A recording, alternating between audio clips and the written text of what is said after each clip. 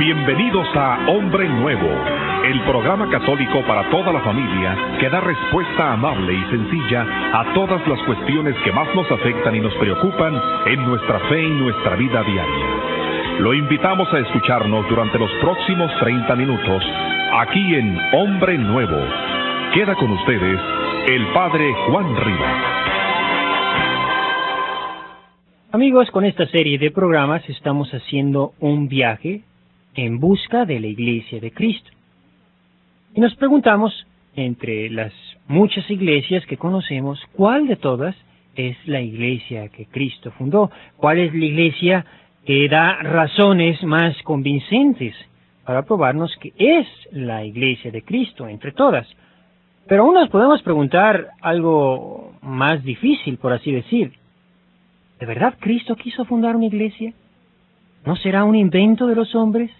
O si la fundó, ¿no sería una iglesia espiritual que abarque a todos los que creían en Cristo, aunque no estuvieran en ninguna iglesia? Pero todos los que creen en Cristo forman la iglesia espiritual de Cristo. ¿No sería eso lo que Cristo quiso hacer y no una estructura con un gobierno? Todos debemos saber responder a estas preguntas. Y para eso andamos caminando en busca de la iglesia que Cristo fundó. Acompáñenos, amigos.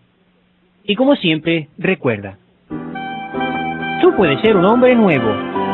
Tú puedes ser una mujer nueva. Comencemos con nuestro segmento, Consejos para el Camino. Escuchemos nuestra primera carta. Estimado Padre Juan Rivas, hace algunos días fui de vacaciones a México y una de mis visitas fue a la Santísima Virgen de San Juan de los Lagos en el estado de Jalisco. Padre, pero esta vez mi visita fue diferente de las otras. La razón es que las otras veces entraba de rodillas hasta el altar y esta vez no pude hacerlo. Padre, yo tengo como 3 años leyendo la Biblia y Cristo nuestro Señor prohíbe la idolatría. Yo sé que nosotros los católicos no somos idólatras, pero Padre, me parece que todas las personas que estaban en la iglesia de la Virgen le rendían adoración a ella, y mi Cristo estaba afuera del altar, acá, de un lado.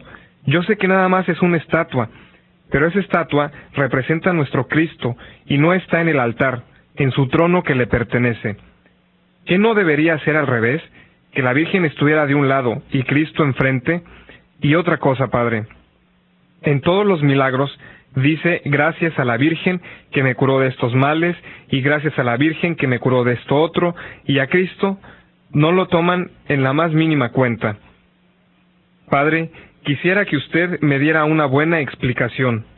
Yo tengo mi fe católica bien afirmada, y nunca la dejaría por nada, pero a veces surgen preguntas que yo solo no me puedo contestar. De antemano le agradezco su respuesta. Se despide, Juan.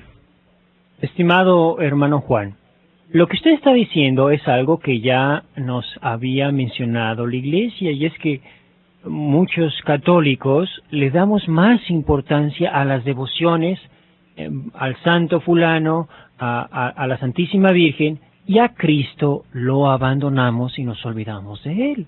Y eso está mal, eso no es lo que quiere la Iglesia ni lo que enseña, eso es lo que nuestras costumbres y nuestras cosas hemos nosotros ido creando. Ahora bien, hay que tener en cuenta que esto, el amor a la Virgen, la devoción a los santos, no son cosas que tenemos que tirar a la basura, sino acomodarlas. Es algo así, hágase de cuenta que la iglesia es como una estructura, o más bien vamos a decir, como un cuerpo. ¿Quién es la cabeza de ese cuerpo? Pues es Cristo. ¿Y quién es el corazón de esa iglesia? Pues es María, la madre. La madre en un hogar, el corazón es la mujer. Ahora, si el corazón lo ponemos en la cabeza y la cabeza en el corazón, pues aquello es un fenómeno, es algo que está mal, ¿verdad? Lo mismo si los brazos los ponemos en los pies y los pies en los brazos. Entonces eso es lo que pasa cuando nosotros no le damos a cada persona su lugar. Dios, Cristo, nuestro único Salvador, Él es la cabeza del cuerpo místico. Eso es lo que nos enseña la Iglesia y lo que nos enseña el Evangelio. María es la Madre de Dios y a ella hay que darle un culto de veneración, no de adoración, porque no es una diosa, sino de veneración. Y también hay que saber que la Virgen nos concede muchas cosas, pero el que nos hace los milagros, el que nos es Cristo. María no fue la que convirtió el agua en vino, fue Cristo. Ahora, ¿por qué lo convirtió en vino? Porque su madre se lo pidió. Entonces no tenemos que rechazar ni hacer a un lado a María, porque ella es la que intercede ante Cristo, ni tampoco poner a María en lugar de Cristo. Entonces, equilibrio, hermanos, eso es lo que tenemos que hacer, conservar las dos cosas. Yo creo que eso de que usted no se haya puesto de rodillas, en parte estuvo bien y en parte estuvo mal. En parte estuvo bien si usted dice, de rodillas es nada más en adoración a la Santísima Virgen, ¿verdad? Porque la Virgen no es una diosa. Ahora, yo creo que usted nos debemos de poner de rodillas, pero ante Cristo, y caminar y entrar a la iglesia a las rodillas, porque es hacer penitencia. Ante Cristo, nuestro único Salvador. ¿O usted cree que está mal hacer penitencia ante Cristo cuando Él murió por nosotros en la cruz? Entonces ese es el símbolo de la entrada de rodillas a nuestra iglesia, es la humildad. Es como el leproso que se postró ante Cristo de rodillas. Por eso nosotros entramos en penitencia en señal de humildad ante la Eucaristía. Ahora lo que pasa muchas veces es que entramos de rodillas ante todos. Al que tenemos que ponernos de rodillas es ante Cristo, nuestro único Salvador. Y si lo hacemos a los santos y a la Santísima Virgen, no es porque ellos sean dioses, sino es para que intercedan. Por favor, con gran humildad se lo pedimos, pídele a Dios, tú que estás cerquita de Él, que me ayude. Entonces es un gran símbolo de amor y veneración. Entonces, hermano, mucho equilibrio. Pero no pierda esas devociones, simplemente póngalas en su lugar.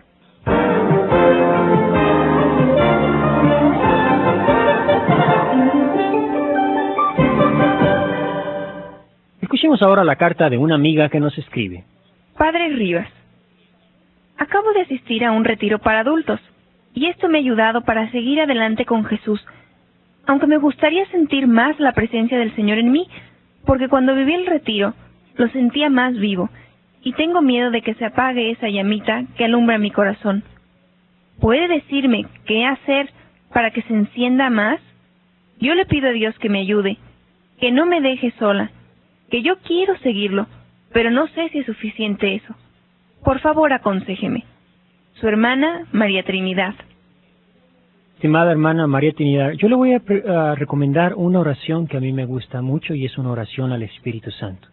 Y es esa oración que dice, ven Espíritu Santo, llena los corazones de tus fieles y enciende en ellos el fuego de tu amor.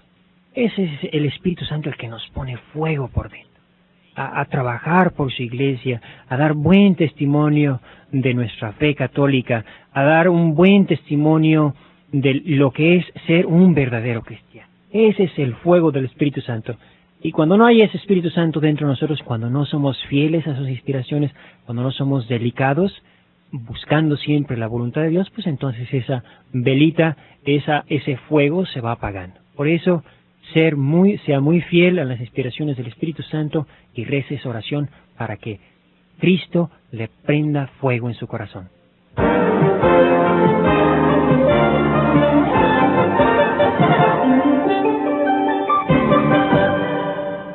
Escuchemos una carta más. Estimado padre, estoy pasando por una etapa, yo diría que muchas preocupaciones, a causa de mi fe católica, y no sé hasta dónde va a ser esto. El padre de mis hijos me sigue molestando. ¿Hasta cuándo va a parar? Perdí al padre de mis hijos porque él se cambió a la religión bautista, y yo seguí en la mía, pero me atormenta la idea de saber si hice bien o hice mal. No puedo estar tranquila, y a veces tengo unas ideas que son tentaciones del diablo. Estoy luchando contra todo esto. Ya no quiero ir al grupo del neocatecumenado. Me sentía tan mal moralmente que ya no quiero ir. Pida mucho por mí y porque no deje mi fe católica a pesar de todas las tentaciones. Tu hermana en Cristo, Margarita.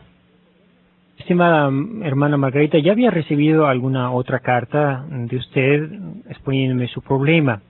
Y yo le recomendaría que no confundiera su sentimiento de soledad que se debe a que se ha separado de su marido, y pues separarse de su marido no es cualquier cosa, ¿verdad? Si Dios nos ha hecho para vivir juntos y nos hemos comprometido para toda la vida, entonces es una crisis y eso le produce una soledad y una angustia. Ahora, no confunda esa soledad y esa angustia debido a la separación de su marido con dudas de fe o con problemas de fe. Indudablemente somos una misma persona, y si me siento mal, pues me siento mal en todas partes, pero no confunda ese sentimiento debido a la separación de su marido con dudas de fe. Por otro lado, ya en otra ocasión le he recomendado que los grupos apostólicos, movimientos de oración o catecumenado o Legión de María, no son para todos, cada uno tiene una personalidad espiritual. Si a usted esos grupos de los que dicen no le ayudan, busque otros grupos que vayan más con su personalidad espiritual.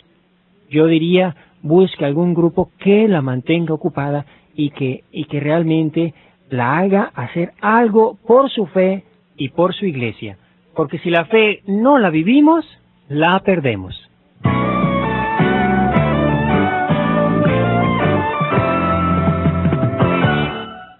La música y su mensaje. Hay una casa muy cerca. Canta Mila Muniain.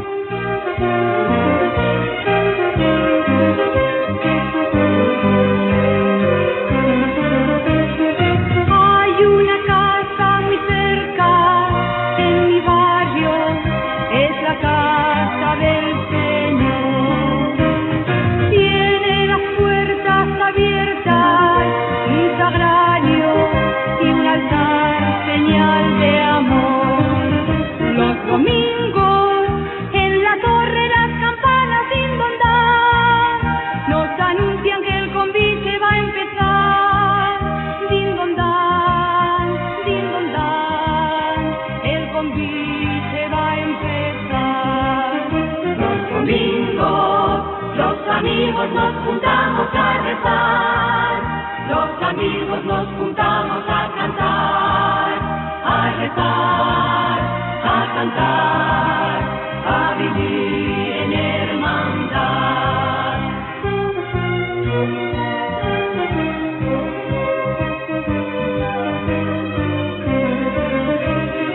Hay un arado en los campos y a la espera una tierra por labrar.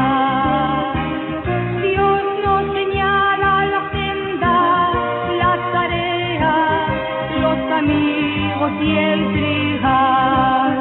Compañeros, escuchemos las palabras del Señor que nos señala la misión de llevar el amor y anunciar la salvación. Compañeros, despertemos que es la hora de empezar, despertemos que el Señor nos llama ya, y Él está compartiendo nuestro afán. Hay un arado en los campos y a la espera una tierra por labrar. Dios nos señala la senda, la tarea, los amigos y el trigal. Compañeros, despertemos que es la hora de empezar, despertemos que el Señor nos llama ya, y Él está compartiendo nuestro afán. Compañeros, despertemos que es la hora de empezar, despertemos que el Señor ¿Cuánto nos ama Dios, que ha puesto su tienda entre nosotros? Un Dios que está cerca de nosotros. Y debemos ir a visitarlo a su casa, no solo los domingos, sino todos los días. Es que nosotros no tenemos nada que agradecer a Dios, nada por qué alabarle, nada por qué bendecir a Dios, que nos ha dado todo, nos ha dado la vida, nos ha dado nuestros padres, nos ha dado lo mejor que tenemos. Pues hay que acordarnos que tenemos una casa muy cerca, la casa de Dios.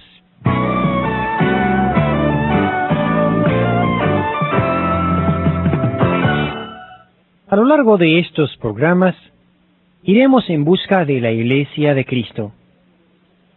Y empezaremos con el Antiguo Testamento. Si es verdad que la Biblia es una sola y que el Antiguo Testamento se nos revela en el Nuevo, debería haber algún rastro en el Antiguo Testamento que nos indicara la intención de Dios de formar una iglesia o asamblea convocada por Él mismo. Hemos visto ya que Dios escogió de entre todos los pueblos uno solo, al que llamó su pueblo.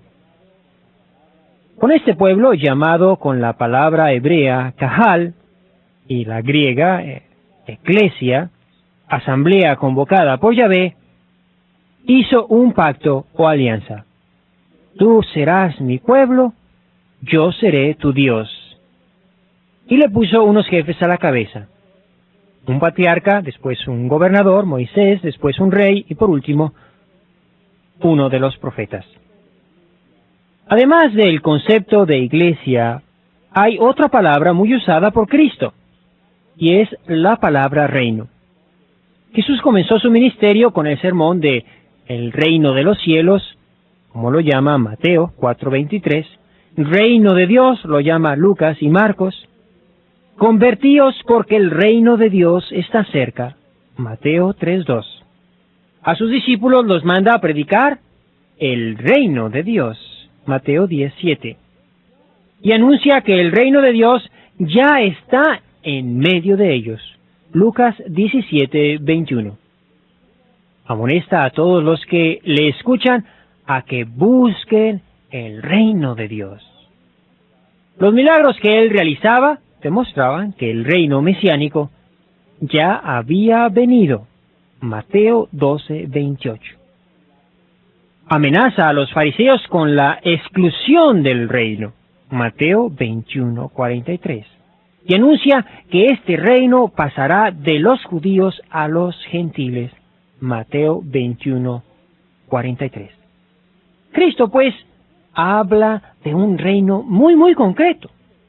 Y todo esto no era extraño a los judíos, pues ya Isaías 2:4 y Miqueas 4:1-3 profetizaron que el reino de Dios no se limitaría al pueblo de Israel, sino que abarcaría a todos los pueblos de la tierra. Estas son las profecías del reino mesiánico, y la que más me impresiona entre todas ellas es la de Daniel en el capítulo 2. Ahí está la interpretación que Daniel da al sueño de Nabucodonosor. Tú, oh rey, has tenido una visión, una estatua, una enorme estatua de extraordinario brillo, de aspecto terrible, se levantaba ante ti. La cabeza de esta estatua era de oro puro, sus pechos y sus brazos de plata, su vientre y sus lomos de bronce, sus piernas de hierro, sus pies, parte de hierro y parte de arcilla. Tú estabas mirando cuando de pronto una piedra se desprendió, sin intervención de mano alguna. Vino a pegar a la estatua en sus pies de hierro y de arcilla, y los pulverizó. Entonces quedó todo pulverizado a la vez, hierro, arcilla, bronce, plata y oro.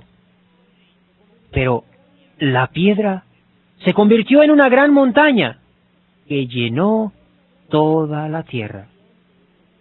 Y después viene la interpretación de este sueño.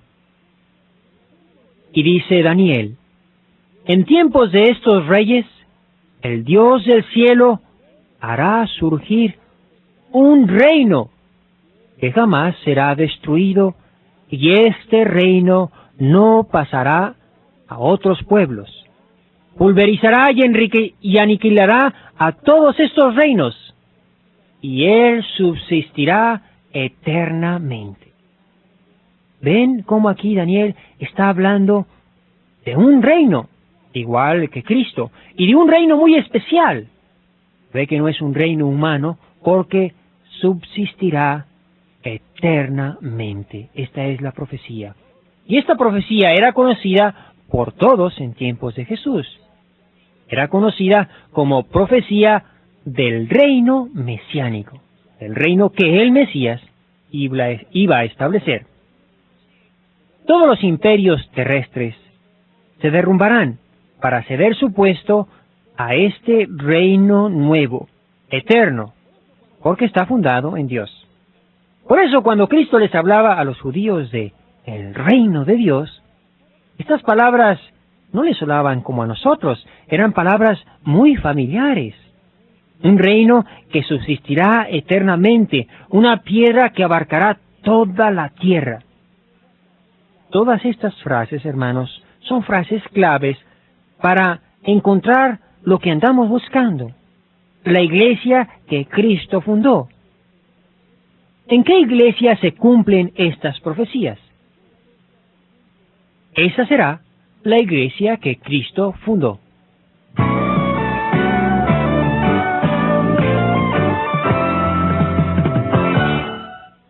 Dos son las frases claves que nos encontramos en la Biblia, en el Antiguo Testamento, para encontrar la iglesia que Cristo fundó. La primera es la palabra iglesia, kahal en hebreo, y la segunda es la palabra reino. A la palabra kahal, o pueblo de Dios, vienen adheridas las ideas, primero, de elección, de un jefe que dirige ese pueblo, y, por último, de alianza. A la palabra reino vienen adheridas otros conceptos, otras ideas, según lo acabamos de ver. La idea de un reino que debe abarcar toda la tierra, y un reino que no será destruido, que permanece para siempre, como lo acabamos de ver en la profecía de Daniel. Por último, Isaías 2:2 habla de un pueblo nuevo que abarcará a todas las naciones, que no solo se reducirá a Israel.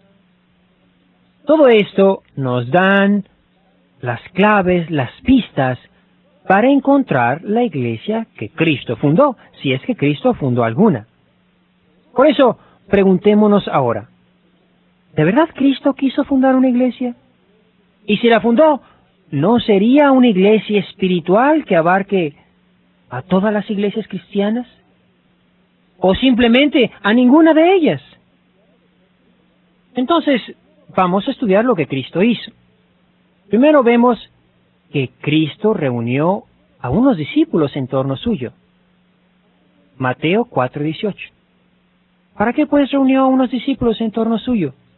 ¿Por qué quería que ellos le acompañaran? Como dice Marcos 3:14. ¿Por qué a ellos, y solo a ellos los mandó a predicar? Marcos 3:15. ¿Es que Cristo era mudo? ¿Es que Él no tenía boca? ¿Es que Él solo no bastaba para manifestar a todas las gentes su mensaje? ¿No predicó Él en todo Israel? ¿Por qué solo a ellos les explicaba las parábolas y los misterios del reino? Marcos 4:11. ¿Es que Cristo quería formar un club privado? ¿Que lo que Él quería no era formar una iglesia, no una salvación a todos los hombres? Entonces, ¿por qué a unos les explica unas cosas, les explica las parábolas a sus discípulos y no a todas las gentes? ¿Por qué Cristo envió a predicar y los llamó apóstoles a ese pequeño grupo que tenía? Lucas 16:3. ¿Es que Cristo no es la palabra de Dios? Sí, Cristo es la palabra de Dios, pero sus apóstoles son sus agentes, son los agentes de esa palabra, son los elegidos por Él mismo, porque apóstol quiere decir eso, el enviado, el legado. ¿Por qué entonces, si Cristo no quería formar una iglesia, por qué les dio poder de atar y desatar?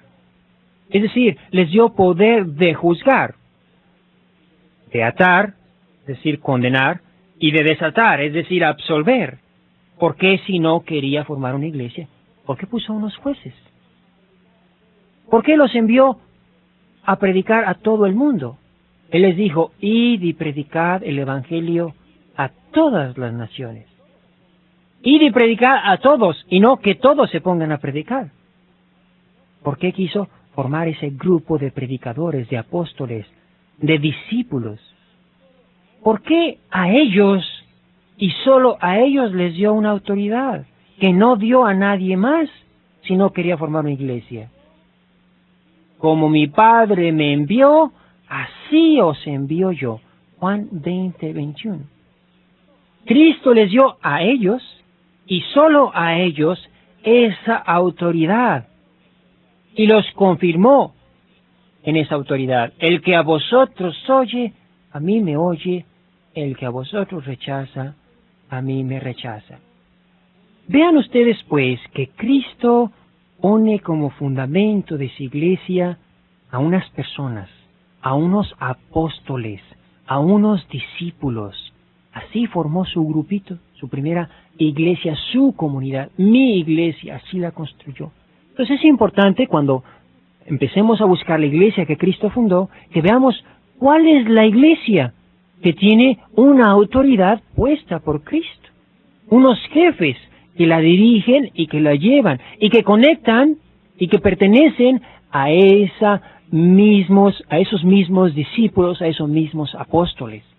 Eso es lo que tenemos, lo que andamos buscando. Una iglesia que se parezca a la iglesia que Cristo fundó y que conecte sin interrupción con esos jefes, con esa autoridad puesta por Cristo.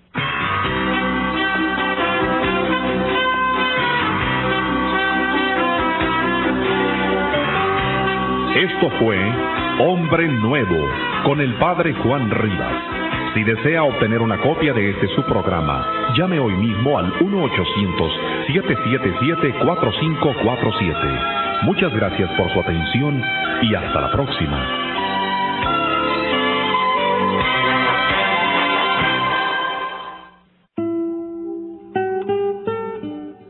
El cáliz bendito que consagramos es la comunión de la sangre de Cristo, y el pan que partimos es la comunión del cuerpo del Señor.